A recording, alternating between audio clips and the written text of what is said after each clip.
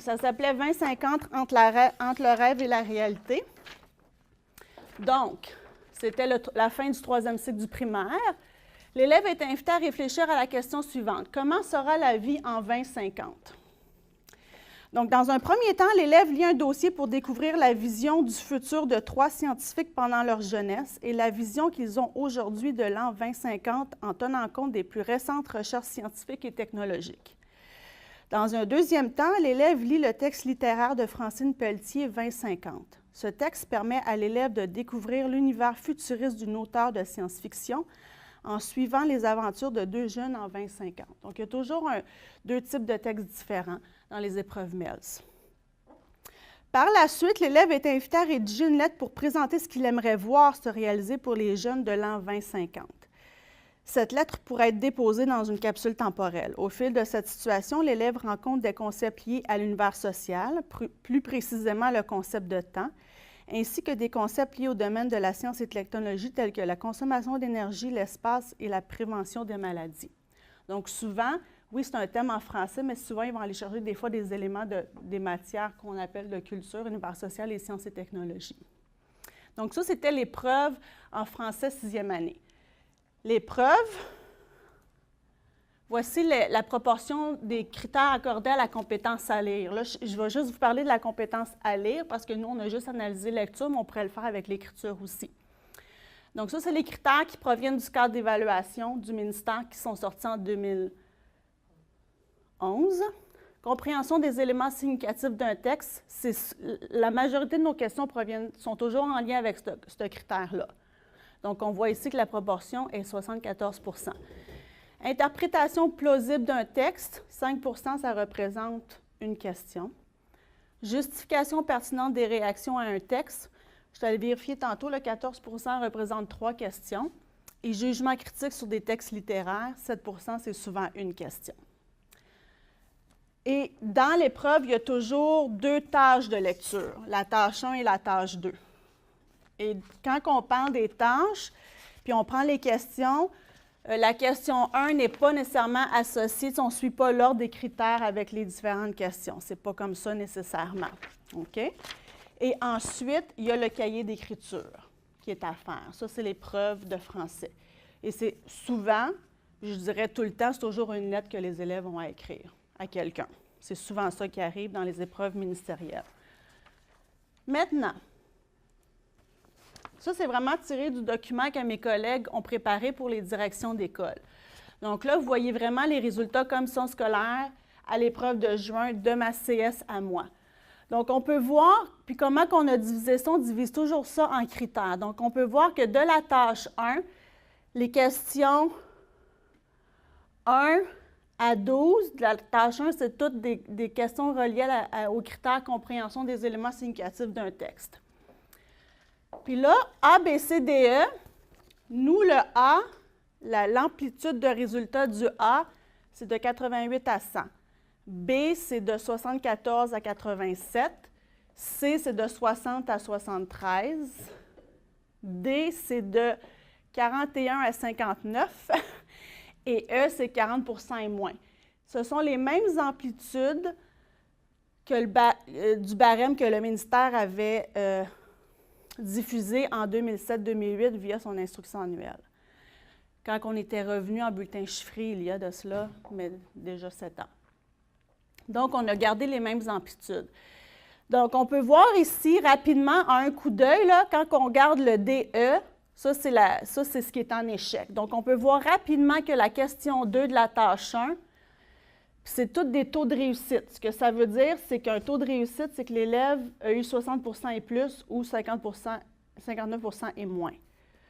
Donc, ce n'est pas des moyennes de groupe, ce sont des taux de réussite. Donc, on peut voir qu'à la question 2, il y a quand même un taux d'échec de 35 % qui est quand même élevé. Puisque ma collègue fait aussi dans son document, c'est quand il y a des questions qui ressortent comme ça, elle explique le pourquoi. Donc, si on regarde la question 2, c'est la structure de la question qui n'était quand même pas évidente quand on la lit, l'énoncé plus la question. Des fois, les questions, ce n'est pas parce que ça vient du MELS. Là, ce que je veux dire, ce n'est pas pour insulter le ministère, mais ce n'est pas toujours des fois les meilleures structures. OK? Donc, la structure de la question n'était pas nécessairement facile du pourquoi le haut taux d'échec. Même chose, on voit ici la question 8. À 63 de taux d'échec. Question 8. Dans la tâche 1, les élèves avaient à cocher des éléments de bonne réponse, mais ça ne disait pas combien. Puis souvent, quand ça ne dit pas combien, mais les élèves vont souvent répondre seulement qu'une réponse. À moins que ça soit écrit, tu dois cocher 3 éléments de réponse. Puis il y avait aussi le sens du mot découverte, puis il y avait des éléments éloignés par rapport à la question, parce que ça fait toujours référence au texte, tout le temps, les réponses des questions. Même chose pour la question 9, il y a quand même un haut taux d'échec ici à 34 %. C'était une question qui est vraiment, même si c'était de la compréhension, c'était vraiment de haut niveau pour les élèves. Donc, on peut voir rapidement d'un coup d'œil où sont les questions.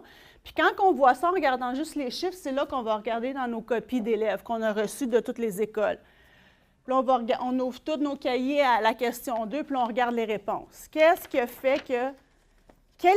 Quelle mauvaise réponse est sortie le plus souvent? Puis là, on peut associer ça aux critères, on peut associer ça à différents éléments. C'est parce que telle chose n'a peut-être pas été enseignée. Donc, c'est des pistes qu'on donne vers la fin de la présentation qui dit, bien, par rapport à ça, voici ce qui pourrait être travaillé l'année prochaine pour s'assurer que ça ne se reproduise pas à l'épreuve de juin de l'année suivante.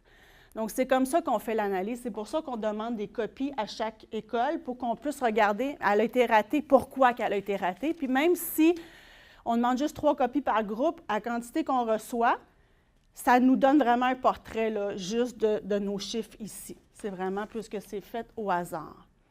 Donc ça, c'était pour le critère compréhension. On avait aussi dans la tâche 2 certaines questions qui étaient reliées aux critères de la compréhension. On voit ici, à part la question peut-être 7 et 10, les autres, quand même pas super. Il y a aussi la question 2. Donc, puis on voit ici à côté les questions qui avaient peut-être des éléments qui ressortent. Donc, la question 10, qui est quand même à quasiment 25 %, c'était des sens des mots reliés aux émotions. C'est des choses qui ne sont pas tout le temps nécessairement travaillées en classe. Donc, c'est des choses que, dans les pistes de suivi d'action, c'est des choses qu'on nomme à la fin. Donc, ça, c'était pour le critère compréhension. J'aurais une petite Oui. question avant de Oui. Mélanie. Oui. Tantôt, tu as dit dans le critère compréhension, Oui. tu as des questions qui ne sont pas au même niveau de Non. complication, de difficulté. Oui.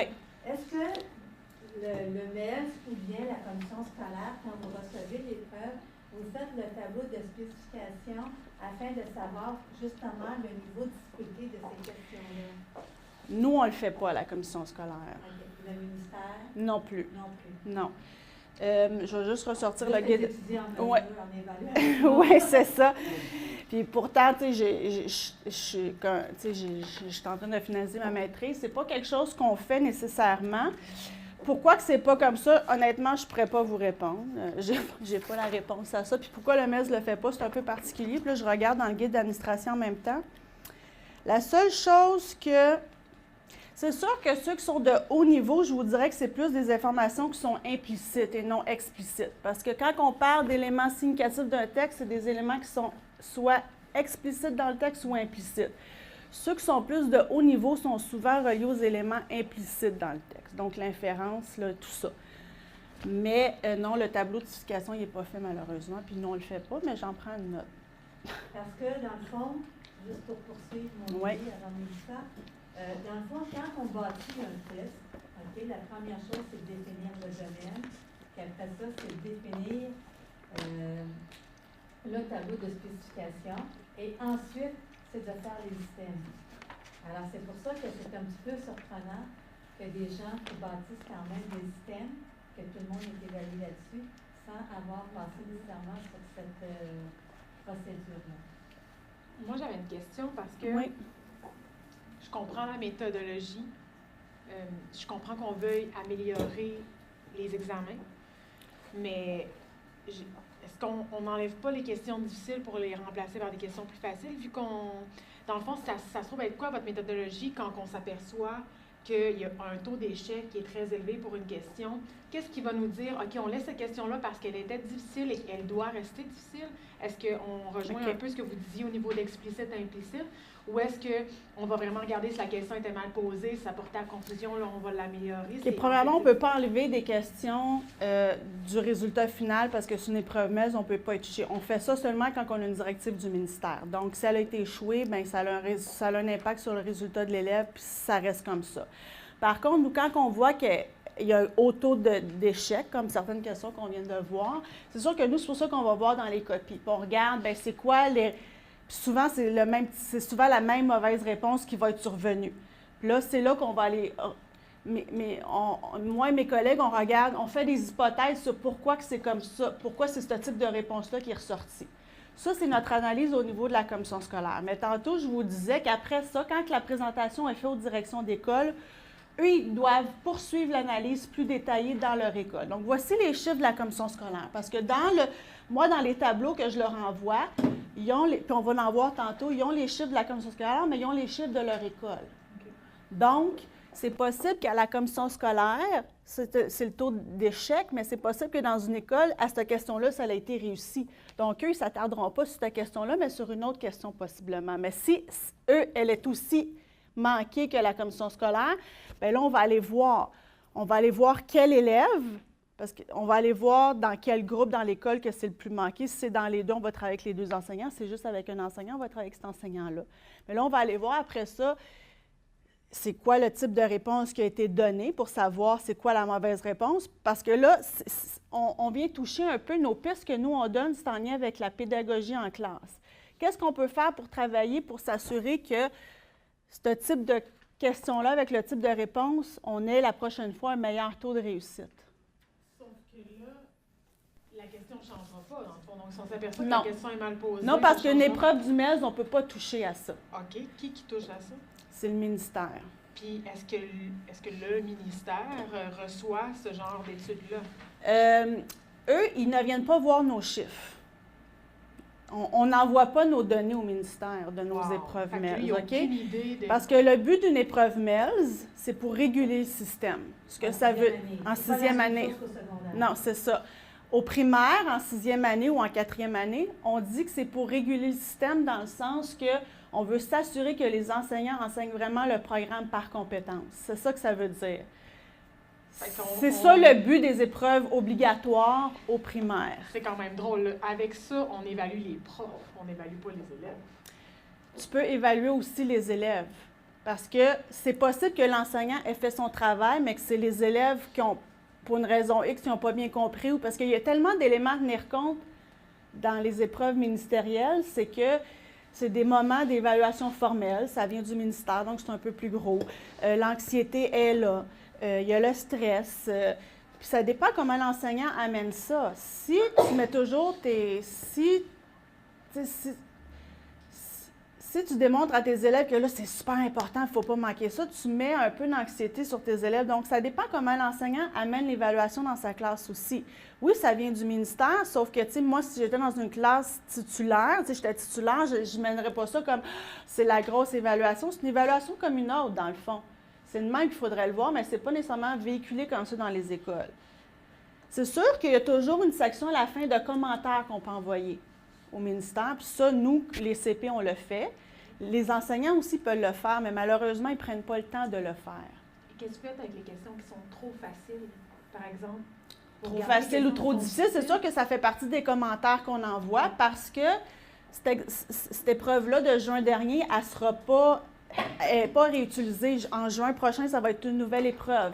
L'autre juin d'après, ça va être une nouvelle épreuve. Puis je peux vous dire que dans les dernières années, depuis que moi je suis conseillère pédagogique en évaluation, ça n'a jamais été le même examen. Donc, c'est toujours une nouvelle épreuve à chaque mois de juin.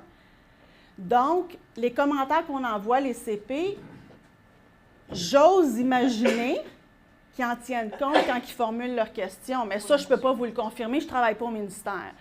Mais logiquement, dans ma tête à moi, si je travaillais au MELS en français évaluation, mais je tiendrais compte des commentaires. Parce que nous, les CP, c'est clair qu'on en envoie des commentaires. Les enseignants, ils peuvent le faire aussi via les documents, mais souvent, ils ne le font pas, malheureusement. Merci. Il y avait ici, puis ici. Je recule un peu. Oui. Quand vous nous avez présenté la proportion accordée à chacun des critères Oui. d'évaluation, ce que vous nous présentez ce soir, c'est 2014. Ce qu'on Oui. avait sur Studium, c'était 2012. Et je vois que les proportions varient considérablement. Oui, d'une année à l'autre, c'est D'une jamais la année à même. l'autre. Oui. De quoi dépend cette variation-là? C'est le ministère dans la On ne façon. fait pas de tableau de spécification, Non, c'est ça, justement. exactement. Donc, on peut voir. On peut voir pourquoi que c'est problématique vu qu'il n'y a pas de tableau de spécification. C'est parce qu'il y a beaucoup, sans défendre le MELS, là, moi, de ce que je connais, je suis à peu près sûre de ma réponse. C'est sûr que, tu sais, écrire une épreuve comme ça ne se fait pas en 6 mois, là, puis c'est testé aussi avec des élèves. Donc, je crois que ça a un lien avec les textes et le thème qui est choisi. Ça, moi, je suis convaincue de ça. Parce que le thème, tu sais, trouver un thème qui peut être authentique pour les élèves, qui peut être signifiant. Puis là, je reprends des mots que moi-même j'ai utilisés dans ma grille. C'est pas évident, qui va toucher les garçons, les filles. Je peux vous dire que c'est un méchant casse-tête. C'est un méchant casse-tête. C'est pas tout le temps évident. Des fois, tu peux avoir une bonne idée, mais pas trouver de texte. Ou en as trouvé, mais tu n'as pas le droit d'auteur, parce qu'il y a des droits d'auteur qui viennent avec ça. Donc, puis dépendant des textes, je suis sûre que ça a un impact, là, par rapport à la proportion. Mais d'une année à l'autre, les proportions ne sont jamais pareilles. Jamais, jamais, jamais. Parce que si on regarde, Ouais. en 2012, le jugement critique pesait pour 14 dans Ouais. les critères. Puis là, oups, 2 ans plus tard, on C'est- est pas ouais. 7 Ouais. Mais c'est un petit peu aléatoire. Ouais, Oui. C'est pour ça que nous, il y avait des étudiantes en MSG, justement, qui ont fait leur travail là-dessus. Mhm. On appelle ça l'équivalence, OK? L'équivalence des tâches. Et c'est ça qu'on avait démontré, justement, que les tâches n'étaient pas équivalentes D'une année à l'autre. Ils sont allés présenter ça à l'ANMI, dans une affiche. Et là, à l'ANMI, il y a aussi des gens du ministère en évaluation qui étaient là. Et là, ça veut dire que les jeunes étudiants qui ont eu à argumenter, ils ont eu... parce que la madame Dumel n'était pas tellement contente qu'on ait exposé ça. Mais c'est que justement, quand on lui dit que la démarche qui est utilisée, je veux dire, elle est un petit peu aléatoire, tu sais, ça ne veut pas dire que l'épreuve n'est pas bonne, là. C'est pas ça qu'on dit, mais quand même. Ça veut dire qu'il y a des étudiants ou des élèves d'une année à l'autre qui ne sont pas évalués exactement de la même façon, avec le même niveau de difficulté et tout ça. Donc, oui, ça peut jouer. Surtout comme Mélanie parlait que les enseignants doivent rendre compte avec leur convention et tout ça. Donc, si par rapport à un test qui est difficile, les élèves réussissent, mettons, à 8 de moins, ben là, ils vont se faire dire, moi, mais là, il faut monter votre... Oui, mais regarde, c'est plus les mêmes élèves, c'est plus le même examen, c'est un petit peu difficile. Puis maintenant, on peut même rajouter en 6e année, il y a des projets d'anglais intensif qui se vivent dans les écoles. Puis depuis janvier dernier, il y a une session d'épreuves obligatoire pour le PAI en janvier parce que ceux qui ont le modèle 5 mois, ils changent à la mi-année. Puis nous, avant, ce qu'on faisait, c'est qu'on utilisait les épreuves de juin pour janvier. Mais là, maintenant, il y a une session officielle du ministère. Puis même celle-là, ce n'est pas celle de juin, c'est une épreuve complètement différente. Puis encore, les proportions ne sont pas les mêmes, là. Je peux vous le dire. Donc, mais cela, je ne pouvais pas vous le présenter parce que je ne peux pas faire circuler les documents, là. Elle est strictement interdite de diffusion. C'est pour ça que j'ai posé. Et par rapport à ton questionnement, quand on est en sanction, là, on n'est pas en sanction. Non, c'est ça. C'est ça qu'il faut Ouais. Mais quand on est en sanction, secondaire 4, secondaire 5, là, à ce moment-là, on va avoir ce que tu disais, des questions qui soient rejetées par le ministère et qui recalculent la note. Ça, c'est la modération. C'est ce qu'on appelle la modération. Ouais. Quand vous dites en sanction, juste pour être sûr que je vous C'est comprenne, c'est 5e secondaire, c'est parce que ça va jouer sur la diplomation. Oui, c'est les Voilà. épreuves uniques pour accorder le DES. Donc, en secondaire 4, c'est mathématiques, sciences et histoire. Puis en secondaire 5, c'est français et anglais. Ça, on parle juste des épreuves uniques, oui. Ces épreuves-là comptent pour 50 Ouais.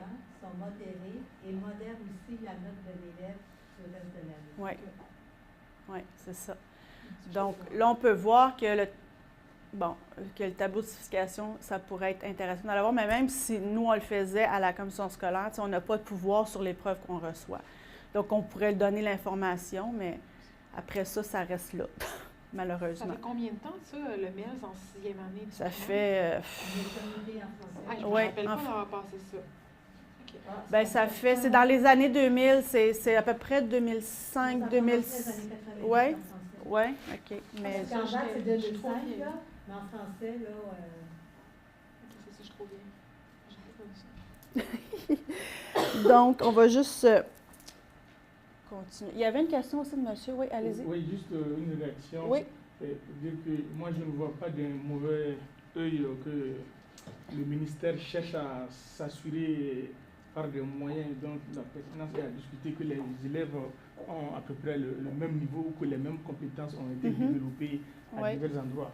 Parce qu'ailleurs, ça constitue un reproche qu'on fait au système. Parlant de chez moi, vous verrez des élèves de 6e année dans la même ville, mais quand vous les approchez pour les tester un peu, vous vous rendrez compte qu'il peut exister des grands écarts. Un grand écart.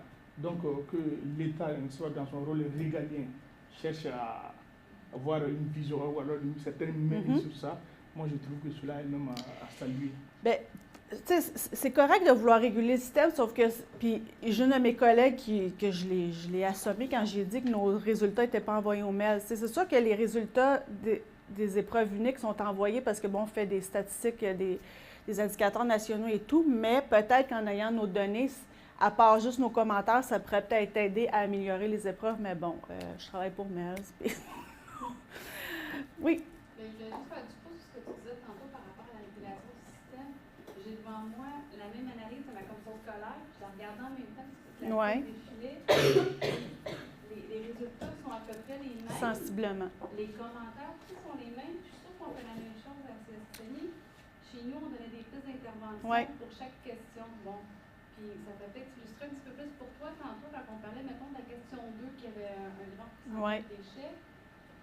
Et nous, ce qu'on a écrit comme piste d'intervention, c'était par exemple enseigner de façon explicite la stratégie prise de notes. Puis après ça, on va le relier avec le but ou la convention de gestion. Oui, c'est ça, exactement. Nous, c'est que nos pistes sont à la fin, on va les voir tantôt, mais on ne le fait pas question par question, mais on le fait globalement. Parce que ce qui arrive aussi à ma commission scolaire, il y a des écoles qui sont ciblées. Elles sont ciblées dans le sens qu'elles ont des résultats plus faibles. Les écoles qui ont les résultats les plus faibles dans la commission scolaire, c'est les écoles ciblées. Et les écoles ciblées sont soit en français ou en mathématiques par certains cycles, pas nécessairement tous les cycles. Et ces écoles-là ont la chance, je dis en guillemets parce qu'elles sont bien contentes, d'être accompagnées par des conseillers pédagogiques en français ou en mathématiques. Donc, ces écoles-là, l'analyse que la direction doit faire avec leurs enseignants est faite tous avec le CP, mais ceux qui n'ont pas de CP doivent le faire avec leur équipe cycle malgré tout. Mais tu sais, on accompagne les directions là-dedans aussi. Là, on leur dit pas faites ça comme ça, puis have fun, on leur donne des pistes. Là. Combien d'écoles ciblées vous avez à peu près par commission? Sur 56, on en a 24. Quand même, oui. C'est quand même presque la moitié qui peuvent profiter d'un conseil pédagogique. Oui. Il y en a qui ça fait des années qu'on essaie de le laisser aller tout seul, mais ils veulent nous garder. C'est parce qu'à un moment donné, il y a juste un certain nombre d'heures de travail dans une journée. Là. On ne peut pas voir tout le monde. Si on pouvait accompagner tout le monde, on voudrait, mais bon, c'est pas possible. Donc, le critère justification pertinente des réactions à un texte, vous voyez qu'il y avait 3 questions, une dans la tâche 1, 2 dans la tâche 2. Puis qu'on voit que ça, en tout cas dans l'ensemble, c'est très bien réussi. Donc, il n'y a pas grand-chose à dire ici. Le critère interprétation plausible d'un texte, on voit ici qu'il y a quand même un 22 de taux d'échec, là, OK? Puis il me reste un critère de mémoire. Oui, le jugement critique. Donc, le jugement critique ici aussi. Puis ce qui est ressorti, c'est que souvent, parce que le jugement critique, il faut que tu t'appuies sur les caractéristiques du texte pour donner ta réponse. C'est pas juste dire oui, j'aime ça ou non, j'aime pas ça. Il faut que tu ailles chercher de l'information, il faut que tu t'appuies sur le texte. C'était souvent ça, l'absence de justification appuyée sur une caractéristique du texte que l'élève n'utilisait pas. Et ici, on dit spécifiquement à ma commission scolaire que par rapport à l'année passée, le taux de réussite a diminué. Là. OK? Et ici, on a le taux de réussite à l'épreuve. Je vous rappelle que dans le A, c'est entre 88 et 100, 74 à 87, 60 à 73, 41 à 59, 40 et moins. Donc, c'est quand même... on voit que notre taux de réussite s'est maintenu par rapport à l'année passée. Il y a eu une augmentation du nombre d'élèves qui ont obtenu un A. Il y a une diminution d'élèves qui ont obtenu un C, parce qu'il y en a plus dans le B. Parce que nous, nos élèves à risque, évidemment, comme la plupart des gens, se retrouvent dans le C, là, entre 60 et 70 %. Parce que oui, ils sont en réussite, mais ils sont quand même... Donc, il faut aller voir pourquoi ils ne montent pas un peu plus haut. Ensuite, donc, ça, c'est des pistes qu'on donne. des choses qu'on nomme aussi. Meilleure habileté des élèves à répondre aux questions à choix de réponse. Parce que savoir répondre à des questions à choix de réponse ou réponse choisie, ce n'est pas toujours évident. Donc, ça s'enseigne aussi. On peut utiliser des stratégies, ainsi qu'à seul exploitant l'ordre chronologique qu'en juin 2013 à poursuivre aux besoins. Parce qu'il y avait un même type de questions et réponses en juin 2013, donc on faisait la comparaison entre les deux. Meilleure habileté à fournir des réponses précises et détaillées qu'en juin 2013, entre autres pour les questions portant sur les réactions. Donc, c'est quelque chose qui était ressorti l'année passée. C'est dans les pistes à faire pour cette année, donc on voit que ça a été travaillé. Habileté à développer en lien avec le vocabulaire. Compréhension de mots exploitant un concept dans la question. Utilité, raison ou un sentiment, c'est des choses qui sont sorties cette année. On l'a vu dans une question tantôt. Améliorer la maîtrise des stratégies suivantes dans les textes informatifs. Cerner l'information importante dans les phrases plus longues ou plus complexes. Parce que quand les phrases sont longues, l'élève se perd et il n'est pas capable de cerner l'information importante. Et identifier les relations établies dans le texte par les marqueurs de relations. Ça, c'est beaucoup ressorti cette année. Les donc et tous les marqueurs de relation, les élèves, ils voient juste le début de la phrase, mais après le marqueur de relation, ils ne vont pas voir ça. Donc, il y a des éléments de réponse de la question, des fois, qu'il n'y avait pas tout parce qu'il n'était pas allé plus loin dans sa phrase. Donc, ça, c'est des éléments qui sont sortis dans l'épreuve de juin dernier. Donc, ça, c'est des choses qu'on nomme, qu'il faut que les écoles regardent. Est-ce que c'est comme ça que ça s'est fait dans notre école? Si oui, c'est des choses qu'il faut qu'on travaille l'année prochaine. Au troisième cycle, plus spécifiquement, amener les élèves à développer une opinion sur un texte en l'appuyant sur des caractéristiques textuelles observables. Donc, c'est la dernière question qu'on a vue tantôt. Donc, ça, on avait quand même un taux d'échec de 23 %. Donc, c'est des choses qu'il va falloir que les enseignants travaillent cette année. Puis là, c'est plus petit, là, mais bon, pour approfondir l'analyse des résultats à l'épreuve et à l'étape 3, il est important de se questionner sur les éléments suivants. Parce que c'est des choses qu'on a mis en place à notre commission scolaire. Est-ce que la planification globale, elle est complétée? Si oui, est-ce qu'elle est vraiment vécue en classe? Parce que la planification globale vous permet de passer à travers votre programme. Quelles sont les traces utilisées dans la collecte de l'information? Entretien entre l'élève et l'enseignant après une lecture. Observation pendant une discussion en grand groupe ou dans les cercles de lecture. Examen du carnet de lecture. Lecture silencieuse suivie d'une tâche papier. Quelles sont les caractéristiques des tâches utilisées? Type de texte, courant ou littéraire? Juste du courant ou juste du littéraire? Longueur et structure des textes à lire. Parce que le carnet, il est quand même, vous allez voir, là, je vais vous le montrer rapidement. Là.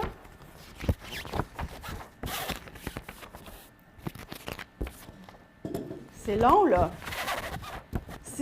Ça, c'est le texte informatif. Après ça, on parle du texte littéraire. C'est sûr qu'ils ne lisent pas tout de traite, mais si vous n'avez pas habitué vos élèves à lire aussi longtemps un texte aussi long, c'est sûr que rendu à l'épreuve, ça va avoir un impact. Donc, ça, c'est des choses qu'il faut regarder. Longueur des tâches aussi. Connaissance et stratégies exploitées. Complexité de la tâche. Présence des composants de la compétence. Comprendre. Explicite, implicite. Réagir, interpréter, apprécier. Dans quel contexte les situations d'évaluation sont-elles vécues?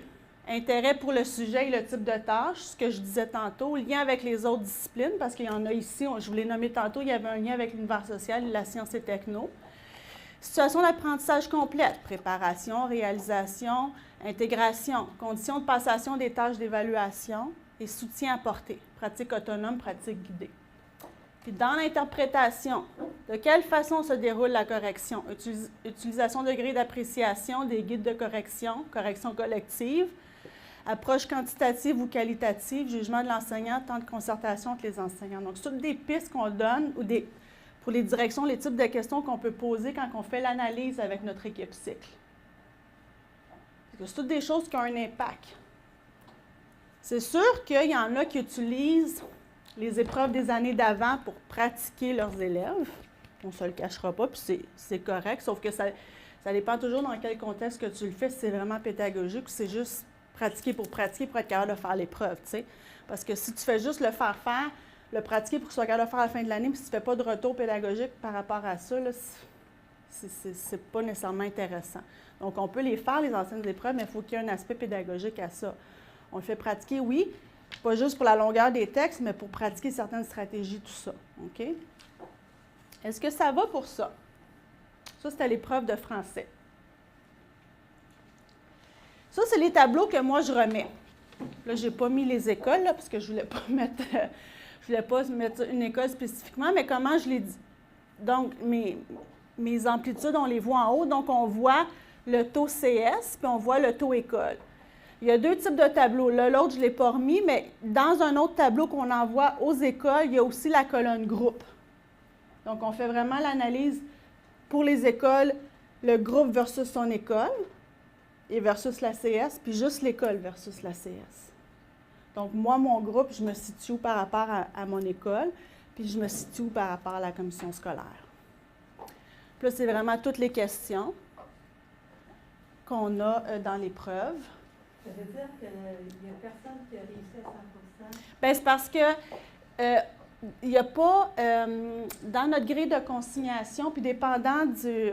Si je vais prendre la tâche numéro 1, par exemple, là, la tâche numéro 1, la question 1, il y a une possibilité d'un point. Donc, nous, comment qu'on le place? C'est qu'on le place dans 4 pour réussite ou dans, mettons, 2 pour échec. C'est pour ça qu'ailleurs, il y a des zéros. Ça dépend toujours du nombre de points. Des fois, quand c'est une question à 2 ou 3 points, on dit, bien, pour être en réussite, ça prend 1 ou 2 points ou juste le 2 points, puis 0, 1, c'est en échec, dépendant de la question puis du niveau de la question. Donc, c'est pour ça que souvent, dans la colonne 5, il n'y en a pas, mais c'est ici qu'il faut regarder, là, parce que nous, c'est comme ça qu'on fonctionne à la commission scolaire. On y va selon le nombre de points qui est attribué à chaque question. Donc, quand c'est sur 1, bien, c'est 0, échec, puis 1, c'est réussite de toute évidence. Puis comment que nous, je donne cette information-là au gars de l'informatique que quand c'est, mettons, un point qui est mis dans GPI pour cette question-là, mais c'est automatiquement associé à une réussite. Donc, c'est le système informatique qui l'a dit puis qui nous le sort en tableau comme ça par la suite. Oui? Je vais être très politique dans ma remarque, Mais c'est correct. Vous offrez du soutien aux écoles, mais est-ce que le MERS vous donne à vous du soutien? Est-ce qu'ils sont là? Est-ce qu'ils sont présents? Est-ce qu'ils vous permettent de participer à certaines réunions? Non. C'est incroyable. Je vous dirais que depuis 2 ans, on n'a pas grand nouvelle du MERS parce que là, il y a des coupeurs partout, au ministère aussi. Donc, on ne sait plus à qui s'adresser, là. Votre point de contact au MERS, ça se trouve avec qui? Bien là, moi, à cause d'un projet qu'on vit à la commission scolaire présentement, on a réussi à trouver le nom de la personne qui est en charge du département de l'évaluation au ministère. J'y ai parlé aujourd'hui par rapport à ça, que là, j'ai gardé son nom, puis j'ai dit que j'avais des questions, je pouvais y écrire ou l'appeler, puis elle a dit oui, pas de problème.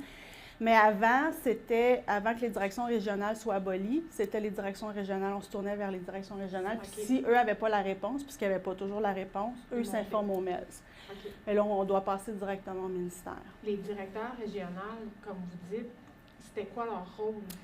Bien, c'était un peu un palier entre le MERS et la commission scolaire. Pour pas que toutes les commissions scolaires appellent au MERS, on se référait à notre direction régionale. Puis on avait un répondant pour la formation générale des jeunes, on avait un répondant pour la formation générale adulte, on avait un répondant pour l'adaptation scolaire. Mais là, ça, c'est plus là. Ça a été aboli en début d'année. Donc là, on doit s'adresser au ministère directement, chose qu'on ne fait pas souvent. Je l'ai fait aujourd'hui, j'ai parlé à quelqu'un, j'étais quand même surprise. On verra si j'ai d'autres questions, parce que je vous dirais que je maîtrise assez bien mon dossier évaluation, là, que j'ai pas souvent à avoir à faire appel au ministère, mais quand on fait appel, c'est souvent mes collègues parce qu'il y a l'évaluation générale au ministère, après ça, il y a le département d'évaluation de chacune des disciplines. Donc souvent, ça va être plus ma collègue en français qui vont contacter la personne qui s'occupe de l'évaluation en français ou en mathématiques. Moi, la personne que j'ai contactée, c'est celle qui s'occupe de l'évaluation en général. Mais c'est souvent plus par les personnes responsables de l'évaluation dans la discipline qu'on va passer en premier. Je comprends. Parce qu'eux, ils ont leur mot d'ordre de l'évaluation générale. Mais les départements ne se parlent pas tout le temps non plus, malheureusement. Vous avez une formation d'évaluation. Oui, avec. Pas des autres conseillers pédagogiques. Non, c'est ça. Donc, moi, j'ai cet avantage-là. Vous êtes outillé. Oui. Et si jamais on a quelqu'un qui travaille dans une commission scolaire qui n'est pas outillé, à ce moment-là, on ne peut même pas aller vers le haut. C'est ça, parce que pour être conseiller pédagogique, il demande un bac. Il n'y a pas de formation spécifique, il n'y a pas un diplôme spécifique pour devenir CP. Si tu es prof, puis il y a un poste qui s'ouvre, puis ça t'intéresse, tu peux appliquer, puis si tu l'as, mais tant mieux. C'est un peu ça, là. sans rien enlever à ma job, mais c'est je ça comprends. pareil, tu sais, c'est quand même ça. Donc, oui, là, présentement, j'ai un contact, mais tu sais, on a de moins en moins, tu sais, avant, on avait quand même des rencontres un certain nombre de fois par année avec le ministère pour des choses, puis là, on n'a plus rien, on a nothing, là. Il ne se passe pas grand-chose. Les seules informations qu'on reçoit, c'est envoyé aux directeurs généraux des commissions scolaires qui, eux, envoient l'information aux personnes concernées dans la commission scolaire. Là, j'ai su que les élèves de 6e année au niveau PAI vont être évalués en anglais pour voir, là, mais je l'ai su parce que, mais tu sais, c'est ça, c'est au DG, puis le DG l'envoie aux personnes concernées. Et c'est nouveau, ça, c'est tout récent, on vient d'apprendre ça. Donc, oui.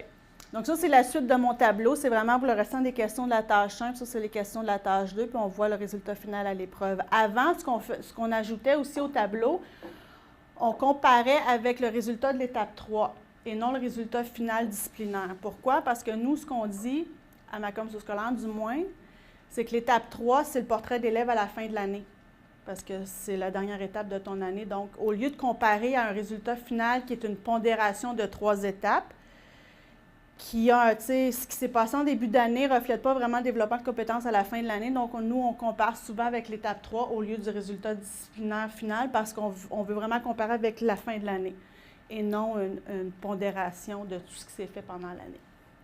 Donc, ça, c'était français.